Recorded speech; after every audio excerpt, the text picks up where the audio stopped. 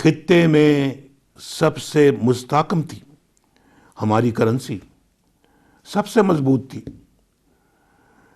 उस पाकिस्तान को क्यों तनहा कर दिया गया जो आलमी बरादरी का एक मुअज़्ज़ज़ रुकन था।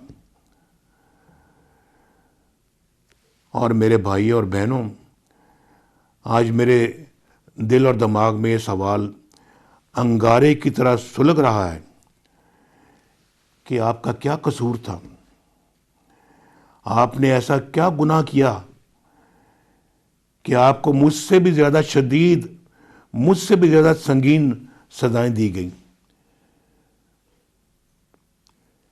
क्यों आपको तारीख की सबसे खौफनाक महंगाई का लुकमा बना दिया गया? मुझे पता लगना चाहिए क्यों 3 और 4% की महंगाई को क्यों 40% तक पहुंचा दिया गया। आपको जो रोटी 5 रुपए की मिल रही थी, हमारे ज़माने में जो 4 रुपए की या 5 रुपए की मिल रही थी, वो किसने 20 और 25 रुपए तक पहुंचा दी? मैं पूछना चाहता हूं, आपको जो चीनी 50 रुपए किलो मिल रही थी, वो 250-300 तक कौन लेकर गया? ज़रा बताएं मुझे। यही तो मेरे सवालात हैं और यही मैं रोज़ पूछता हूं। मुझे सज़ा देनी थी, दे ली, लेकिन आपका आटा, आपकी दालें, आपकी सब्जी, आपकी दवाएं किसने छीन ली? नौजवानों के रोजगार की राहें किसने बंद कर दी? मेहनत कशों, मजदूरों, किसानों की जिंदगियां क्यों अजाब बना दी गई?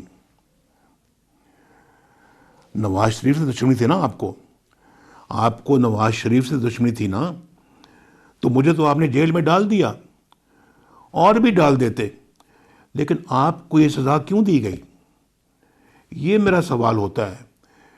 मेरा अपने बारे में जो सवाल होता है, उसके पीछे ये होता है सवाल। असल सवाल ये है कि आपके घरों के चूल्हे क्यों बुझा दिए गए? आपके बच्चों की तालीम क्यों छीन ली गई? और आपको सेहत की सहूलतों से क्यों महरूम कर दिया गया? अल्लाह ताला का शुक्र है कि अल्लाह ताला ने मुझे सुरखरू किया। मेरे सब मुकदमे झूठे निकले, फ्रॉड मुकदमे निकले, जाली, फेक, और अदालत ने मुझे हर इल्ज़ाम से बरी कर दिया। लेकिन मुझे सच्ची खुशी उस वक्त होगी मेरे भाई और बहनों, जब आप भी बरी होंगे। मेरी माँओं, बहनों, बेटियों, बुजुर्गों और जवानों की सज़ाएं ख़त्म होंगी, हमारे बच्चों की सज़ाएं ख़त्म होगी।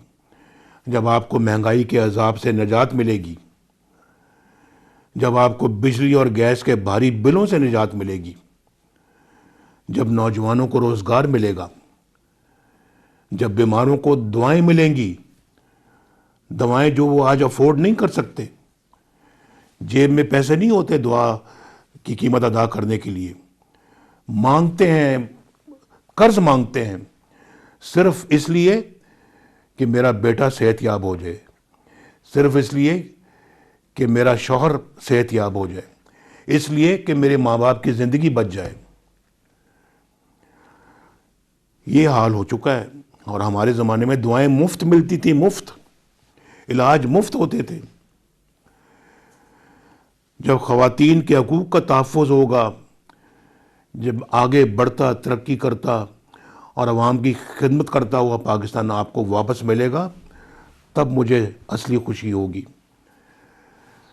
आप जानते हैं कि नवाज शरीफ ख्वाब नहीं दिखाता,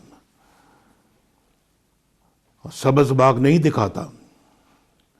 जो कहता है अल्लाह पर पुख्ता ईमान की बिना पर कहता है अल्हम्दुलिल्लाह, और अल्लाह भी उसकी मदद करता है। और मैं अल्हम्दुलिल्लाह जो कहता हूँ अल्लाह के फजलो करम से और आपकी दुआओं से करके दिखाता हूँ। 1990 में अल्लाह ने मेरी मदद की, 2013 में अल्लाह ने मेरा हाथ थामा।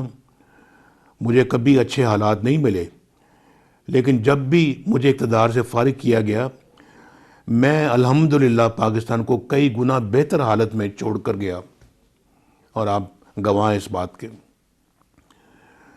तो मेरे अहले वतन, मुझे अपनी सज़ाओं से निजात के लिए अदालतों से रुजू करना पड़ा, जज साहिबान से अपनी बरियत के फ़ैसले लेने पड़े। आपको किसी अदालत में नहीं जाना, आप खुद अदालत हैं। आपने किसी जज को दरख्वास्त नहीं देनी, आप खुद जज हैं। इंशाअल्लाह मुझे मालूम है कि आप 8 फरवरी को अपनी जजमेंट ज़रूर सुनाएंगे, एक खुशहाल पाकिस्तान की, एक तरक्की याफ्ता पाकिस्तान की। और आप अपनी जजमेंट सुनाएंगे, अपनी बरियत का फ़ैसला आप खुद करेंगे। खुद ही आपने अपनी सज़ाओं का ख़ात्मा करना है, और मुझे यकीन है कि आप अपना मुक़द्दर बदलने की भरपूर सलाहियत रखते हैं। अल्लाह ताला हम सब का हामी नासर हो।